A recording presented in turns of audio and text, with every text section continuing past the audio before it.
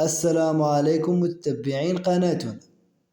أصبح الموضوع نتائج تقاعد نسبي محل بحث من الكثير في الجزائر هذا الفترة، فقد نتعاون الحكومة الجزائرية مع الهيئة الوطنية للتقاعد لإجراءات بعض الضوابط والسياسات وقيام ببعض البرامج تشجيع التقاعد النسبي والعمل على تحسين المستوى المعيشي للمتقاعدين في الجزائر ولتقديم التأمين الاجتماعي والرعاية الصحة لهم. ويمكن الآن الاستعلام على النتائج التقاعد النسبي الإلكترونيا وبشكل سهل للغاية.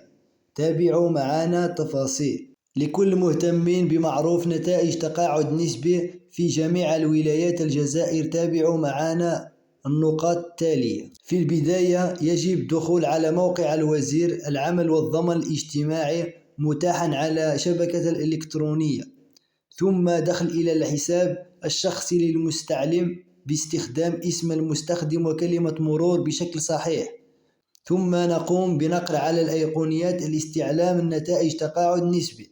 علينا هنا نتحدث الولايات التي ترغب في الاستعلام عن نتائج تقاعد نسبي بها، ثم نضع على الأيقونات الموجودة الأسفل لإدخال المعلومات الشخصية المطلوبة، ثم رقم الضمان الاجتماعي وتاريخ الميلاد وغيرها بشكل صحيح.